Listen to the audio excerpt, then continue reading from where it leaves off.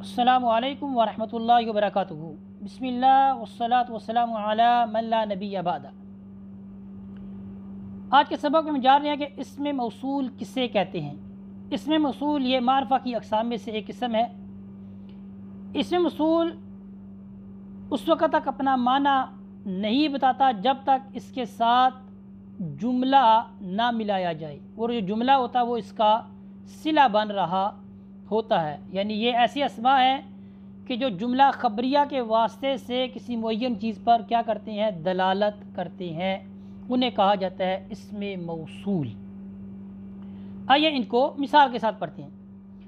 جیسے آپ کہتے ہیں جاء الذی، جو آیا، یعنی آپ کہتے ہیں من جاء، من کا مطلب ہے کون، جاء آیا، من جاء، آپ کہتے ہیں جاء الذی،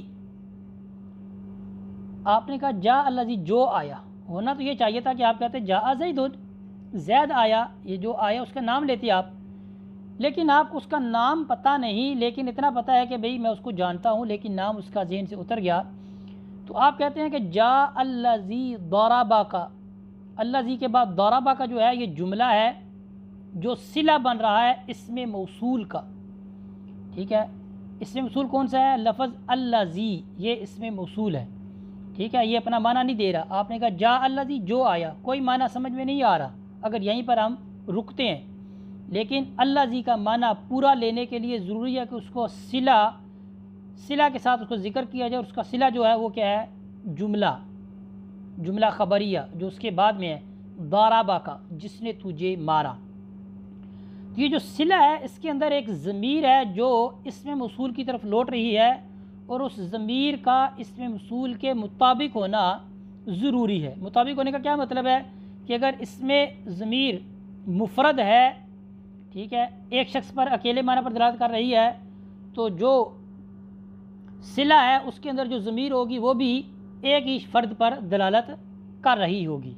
المختصر، الذی اسم موصول ضربہ کا صلہ ہے، اور اس کے اندر ایک ضمیر ہے جو اسم موصول کی طرف کیا ہے، لوٹ رہی ہے۔ کیوں لوٹ رہی ہے؟ تاکہ اسم موصول اور جملے میں باہم رابطہ پیدا ہو سکے، اور اس ضمیر کو جو لوٹ رہی ہے اس کو کہتے ہیں عائد۔ اچھا، یہاں پر بات مکمل ہوگی۔ ایک اور چیز، اگر صلہ کسی ضمیر سے شروع ہو رہا ہو تو اس کو صدر صلہ کہتے ہیں۔ اس کو مزید مثال کے ساتھ سمجھتے ہیں۔ جیسے ہم کہتے ہیں جاء الذی، اس میں الذی جو ہے یہ ہے اسم موصول، اس کا صدر صلہ کون سا ہے؟ صدر صلہ کون سا ہے؟ وہ ہے ضربک۔ الذی اسم موصول، ضربک صلہ، ٹھیک ہے۔ ضربک میں ضربہ میں ہوا ضمیر پوشیدہ ہے جو کدھر لوٹ رہی ہے، اسم موصول کی طرف، ٹھیک ہے، اور اس اسم موصول نے صلہ کے ساتھ اور ضمیر کے ساتھ مل کر ایک رابطہ کیا ہے، مکمل بنا دیا، ایک کلام کو مکمل بنا دیا۔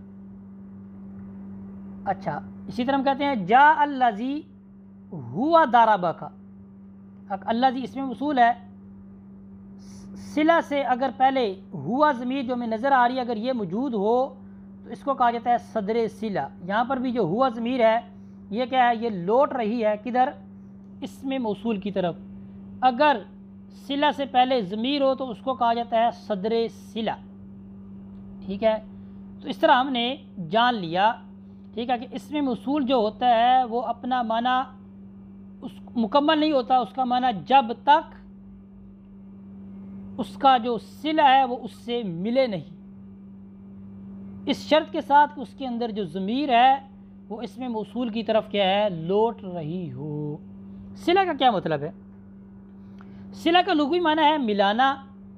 اصطلاحی نحات میں اس سے مراد وہ جملہ خبریہ یا شبہ جملہ ہوتا ہے جو اسم موصول کے فوراً بعد لایا جاتا ہے، ٹھیک ہے۔ جیسے الذی ضربک، الذی اسم موصول ہے، اس کے بعد فوراً کیا لایا گیا، جملہ لایا گیا ضربک، ٹھیک ہے۔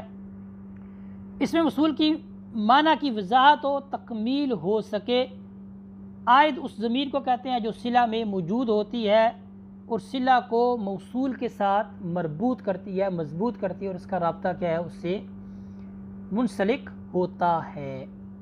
آئیے اب جانتے ہیں اسماء الموصولات کون کون سے ہیں۔ اسماء الموصولات ہمیں مذکر بھی ملیں گے، مؤنث بھی ملیں گے۔ ہمیں ایسے بھی ملیں گے کہ جو صرف جمع مذکر پر دلالت کرتے ہیں، ہمیں ایسے بھی ملیں گے کہ جو جمع مؤنث پر دلالت کرتے ہیں، اور ہمیں ایسے بھی ملیں گے کہ جو واحد، تثنیہ، جمع مذکر اور مؤنث سب پر دلالت کرتے ہوئے نظر آتے ہیں۔ الذی، اللذانی، اللذینی، اللذین، اللتی، اللتانی، اللتینی، اللاتی، اللواتی، ما، من، ایو، ایون، ایتن، ٹھیک ہے، ذو، الف لام بمعنی الذی۔ آئیے اب ان کو مزید تفصیل کے ساتھ پڑھتے ہیں۔ الذی کا مطلب ہے وہ جو یا وہ جس، یہ واحد مذکر کے لیے استعمال ہوتا ہے الذی۔ اللذانی اس کا مطلب ہے وہ جن کو یا جنہوں نے، ٹھیک ہے، یہ تثنیہ مذکر کے لیے استعمال ہوتا ہے حالت رفعی میں، ٹھیک ہے، حالت رفعی کو ہم بعد میں جانیں گے جب علم الاعراب کو ہم مفصل پڑھیں گے۔ اللذینی، ٹھیک ہے، یہ حالت نسبی اور جری میں ہے، ٹھیک ہے، اس کا مطلب یہ ہے وہ جن کو یا جنہوں نے۔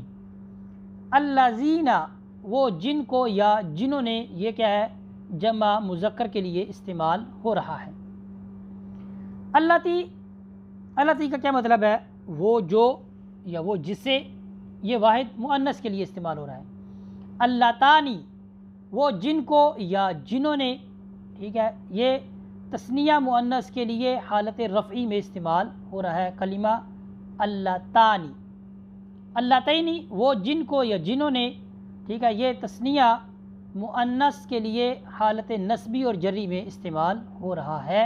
حالت نسبی کسے کہتے ہیں، حالت جری کس کو کہتے ہیں، اس کو ہم بعد میں پڑھیں گے۔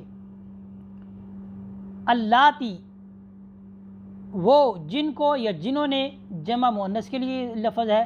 اللواتی، یہ بھی کیا ہے، جمع مؤنث کے لیے یہ لفظ کیا ہے، مختص ہے۔ اس کے بعد آگے ہمارے پاس لفظ ما، میم الف، میم زبر الف، ما، یہ جو ہے اس کا مطلب یہ وہ جو، یہ غیر عاقل کے لیے استعمال ہوتا ہے، ٹھیک ہے، یہ لفظ واحد، تثنیہ، جمع مذکر ہو یا مؤنث سب کے لیے لفظ ما جو ہے وہ استعمال ہوتا ہے۔ لفظ من، اس کا مطلب ہے وہ جو یا جس نے، یہ عقل والوں کے لیے غالباً کیا ہے، استعمال ہوتا ہے، غیر عاقل کے لیے بھی استعمال ہو سکتا ہے۔ جیسے لفظ ما یہ غیر عاقل کے لیے اکثر استعمال ہوتا ہے، لیکن عاقل کے لیے بھی کیا ہے، کبھی استعمال ہو سکتا ہے۔ یہ بھی کیا ہے، واحد، تثنیہ، جمع مذکر ہو یا مؤنث سب کے لیے لفظ من استعمال ہو سکتا ہے۔ ایو کا مطلب ہے وہ جو، یہ واحد، تثنیہ اور جمع مذکر مؤنث کے لیے استعمال ہمیں نظر آتا ہے۔ ایتن، وہ جو، یہ واحد مؤنث کے لیے استعمال ہوتا ہے۔ ذو بمعنی الذی، جب ہوگا، ٹھیک ہے، یہ لغاتی، یہ ایک قبیلہ ہے، لغات میرے ذہن سے اتر گیا اس کا نام، وہ قبیلہ والے اس لفظ کو ذو بمعنی الذی استعمال کرتے ہیں۔ ذو بمعنی جب الذی ہوگا تو یہ کیا ہے، یہ اس میں موصول ہوگا۔ اس کے بعد آ گیا الف لام بمعنی الذی، کبھی الف لام جو ہے وہ ہمیں الذی کے معنی میں ملتا ہے۔ الذی کے معنی میں وہ کب ہوتا ہے، جب وہ اسم فاعل یا اسم موصول یا اسم مفعول اس پر داخل ہوتا ہے اور معنی حدوثی پر دلالت کرتا ہے۔ ایسا معنی کہ جو ثبوتی معنی نہ ہو اس زمانے میں، بلکہ تجدد پایا جاتا ہو، ٹھیک ہے، جیسے الضارب میں الف لام، الضارب کیا ہے، الذی یضرب، اس کا مطلب ہوگا الذی یضرب، وہ جو مارتا ہے یا مارے گا۔ اس طرح ہمارا آج کا جو سبق تھا اسم موصول سے متعلق وہ کیا ہے، مکمل ہوا۔ اسم موصول وہ اسم ہوتا ہے جو کسی معین چیز پر دلالت کرنے کے لیے اس کو کسی جملہ کا سہارا لینا پڑتا ہے، اور اس جملہ کے اندر ضمیر کا ہونا ضروری ہوتا ہے جو اسم موصول کی طرف لوٹ رہی ہوتی ہے، اور وہ جو ضمیر جو ہوتی ہے وہ اسم موصول کے موافق اور مطابق ہونا اس کا کیا ہوتا ہے، ضروری ہوتا ہے۔ اس پر ہم اپنے سبق کو ختم کرتے ہیں۔ وصلی اللہ علی سیدنا و مولانا محمد و بارک وسلم علیہ والحمد للہ رب العالمین۔